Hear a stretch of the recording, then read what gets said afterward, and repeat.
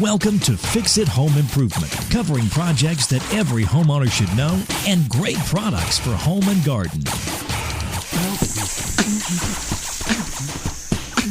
Hi, I'm JC, and this is where we share weekly home improvement tips. I'm here with my co-host, Cindy. Hello, JC. Hi, Cindy. Today we're going to be talking about spring fertilizer tips, and we'd like to thank Bobby Sizemore for liking and sharing the podcast. And if you're looking for an interesting podcast to listen to, The Secret History of Hollywood has a series called Bullets and Blood, and it's the documentary of the Warner Brothers, who created the Warner Brothers studio, and James Cagney. Right. And it covers their whole life, a ton of tangents, just some very touching stories. And the first episode, which I listened to.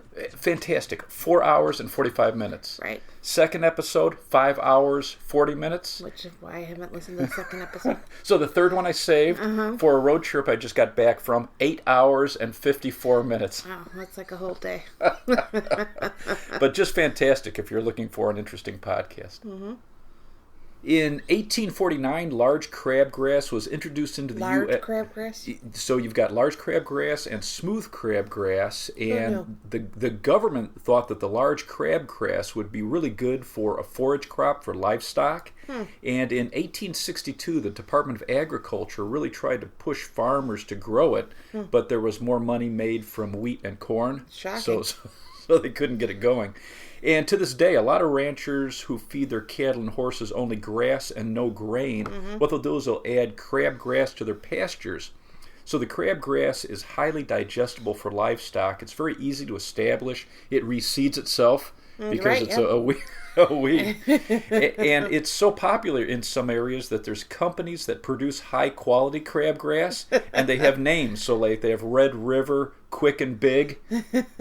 So I was looking at a couple of these farming forums, and they have Bermuda grass that they create hay bales for horses. Right. And they were running around $60 a bale. And then I was looking at some of the bales from crabgrass, only $20 a bale. Wow, such a deal. So there you go. For most homeowners, the first fertilizer in spring should include a crabgrass control because it's much easier to control before it germinates. And crabgrass can be found throughout the U.S. except Alaska. And it's only going to last for 1 year. Really? It dies at the end of the season. Oh, that's good. But it can release up to 150,000 seeds that can last up to 3 years in your soil. So that's not good. Right. And what's interesting is, like most weeds, it's actually evolved to grow the best in dry soil, direct sunlight. It does well in compacted soil and clay. It's going to tolerate salt and other chemicals that can affect grass. Right. So where you can't grow regular grass, this thrives? Right. So Nice. if you have an area with bare soil, or if you have a thin area in your lawn, that's where you have potentially to have a problem with the crabgrass. Which if you're just going for like a green lawn, this works. Yeah, it'll definitely take over if you let it. And a full-grown crabgrass plant is actually releasing toxins that's killing the plants or the grass around it. And they're saying now that scientists have found that it actually affects the soil microbes, so it's harder for these microbes to break down the nutrients for regular grass, and the crabgrass does well in that environment. So just very interesting. Crabgrass starts to germinate when the soil temperature reaches 55 to 60 degrees Fahrenheit for about a week. How do you know what your soil temperature is? So, well, is there a thermometer? there's that's $1 million idea. So there's online soil temperature maps for your area. So somebody's got a thermometer. So this is going to tell you the average of when the soil reaches that 55 to 60 in your area. It also is going to keep track of it. And then, like for the northern part of the U.S., if you get down a pre-emergent control between April 15th to May 15th, it's usually the best time. In the southern states, you'd want to get down this pre-emergent March 15th to April 15th. Do all your lawn spring cleanup before you put down your control. Rake up leaves, any debris. The chemical has to be put onto the lawn evenly and watered in so that it makes contact with the seeds. You have to water it in? Yes, you want to make sure that it dissolves into the soil so that it's touching the seeds, and that's going to prevent germination. Interesting. You can get a pre-emergent crabgrass control in granular form for spreaders by itself. You can get the crabgrass control with a fertilizer. That's most popular, right? Right. And then there's hose end, there's concentrates, there's ready to use. There's a wide range of new chemicals where it's crabgrass control and broadleaf control, which used to always be separate products. Mm-hmm. There's also season-long crabgrass control now with additional weed control. And then you can get products like corn gluten, which is all natural for weed control. Some of the most popular you're going to find in hardware stores, Scott's Step 1, which is part of their 4-step program, or Halt's Crabgrass Preventer with Lawn Food. Mm-hmm. And this has a pre-emergent crabgrass control plus a fertilizer for spring. And this is a granular crabgrass control. Although you need to read the label of all these chemicals. Like this one isn't for lawns with dichondra or bent grass. What is that? And so dichondra is actually very interesting. So dichondra, a lot of people put this down instead of grass. So you can put this down anywhere from the middle of the country to the southern states. So it's a warm season plant, and it has round leaves and grows really thick and dense. It's like a ground cover, and people use it to replace grass. Mm-hmm. It only grows about 1.5 inches, sometimes 2 inches tall. And so when you're, at a distance looking at your lawn, it just looks beautifully green and plush. Right. But it's not grass. It's these tiny little So you never have to mow it? So you never have to mow it, which a lot of people really love. So that's very interesting. But what's wild is if you put down like the Scott Step 1, you're going to kill your whole lawn. So you need to read the labels. And many of these crabgrass granular formulas are designed to go onto a dry lawn so that it's not sticking to the grass blades. Mm-hmm. And then you want it to get to the soil, and it needs to be watered in so it dissolves and makes contact with the seeds so that they don't germinate. Mm-hmm. If you plan on reseeding, or if you have thin or bare areas that you plan on putting grass seed down in the spring, you can't use a traditional crabgrass control because crabgrass is so closely related that it won't allow the regular grass to germinate. So Scott's has a unique formula. They now call it their Turf Builder Starter Food for New Grass plus Weed Preventer. And this is going to prevent crabgrass and dandelions. So they just added a new chemical to this. Before, this was only for crabgrass, and now they've modified it so it's going to prevent crabgrass and dandelions for 6 weeks, and you can reseed or sod. So it's just going to affect the weeds. It's not going to affect regular grass. Mm-hmm. And it has a starter fertilizer in this, so it's very good for the root growth for the seedlings. Mm-hmm. So there's an interesting new product I found called... Not you, me. Cindy found an interesting new product called Prevent, and this is a crabgrass preventer plus fertilizer. It's a granular crabgrass preventer, and they say that it's designed for the Midwest. It's a 2-step application they say is idiot-proof, so you're going to have a crabgrass-free lawn and a healthy lawn, and their motto is, we've been high on grass for over 50 years. Spectracide has their Weed Stop for lawns plus crabgrass preventer, and Have you spelled yet in this episode? So Spectracide is Spectracide, and this is going to kill 200 types of lawn weeds and prevent crabgrass. They have special formulas for St. Augustine and centipede lawns. So again, it's important that you're reading your label so that it doesn't kill your grass. And this is going to come in granular. They have ready to use. They have concentrates. And this is designed to be used on actively growing weeds. You want to get this down before the crabgrass is fully grown. And they say it may take 2 applications 14 days apart for crabgrass because as it grows, it's hardier. Bear Advanced has their all-in-one lawn weed and crabgrass killer, and this comes in concentrate, ready to use, and hose end sprayers. It kills up to 200 weeds and crabgrass. You want to apply this when the weeds are actively growing. It's going to work the best on crabgrass when it's in the early stage of growth. So baby crabgrass? Right. Preen, Preen, has a lawn weed control plus crabgrass preventer. This is a granular. It kills 200 weeds, prevents crabgrass from germinating. They want you to put this down when the weeds are actively growing and apply to wet grass so it sticks to the leaves to be absorbed. And you want no rain for 24 hours. And for crabgrass, you're going to get your best control if you do this in 2 applications. And they also don't want you to mow for 3 days after you put this down. So you really need to look at the formula. Usually when it includes other weeds, they want you to put it onto wet grass. Right. If it's just the granular for crabgrass alone, it's usually dry grass, and then water it in. Ortho has their Weed Be Gone plus crabgrass control, and this will kill 200 weeds plus crabgrass, and they have it in concentrates, ready to use, and hose-on sprayers. And the Weed Be Gone products, you can use it to treat your whole lawn, or you can use it as a spot treatment, just spraying individual weeds. Because with Weed Be Gone, it'll kill the weeds, not the lawn. Right, and some weed killers, they're going to kill everything green. Everything's dead. So it's important that you're reading the label. Corn gluten meal is a completely non-toxic way to reduce the amount of weeds that germinate. And corn gluten meal is used as animal feed. And you want to make sure that when it's corn? So it's corn. And you want to make sure that the packages that you're buying for your lawn, it's marked weed control, because the processing is completely different for the weed control. Iowa State University was doing a series of experiments with grass and found that corn gluten inhibited the germination of a wide range of these small weed seeds, including crabgrass and dandelion. And so it's also, they found, a good source of nitrogen that's slowly released into the soil over 3 to 4 months. So it's a good fertilizer. So it's a great fertilizer, all natural, breaks down slowly, and they found that the first year you're going to get about a 58% reduction in the amount of crabgrass that germinates. The second year you put it down, 85%, and up to 91% the third year. Wow.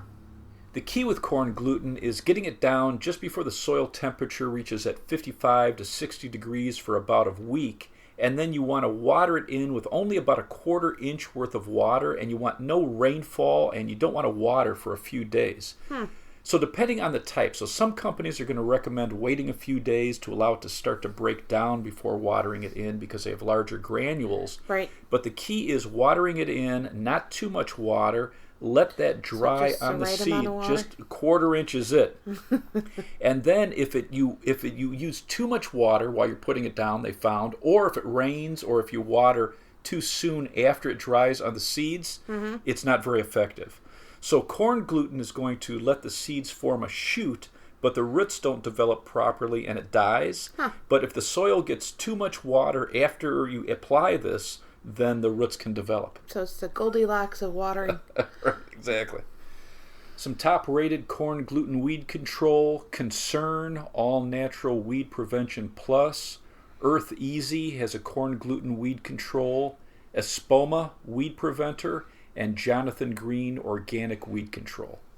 If crabgrass isn't a problem in your area, some new research is suggesting that putting down your fertilizer in spring a little later is going to encourage deeper root growth. Right. Because if you put too much nitrogen down first thing early in spring, it starts promoting leaf growth, and it reduces the depth of your roots. Right. And so it's not going to draw as much nutrients and water.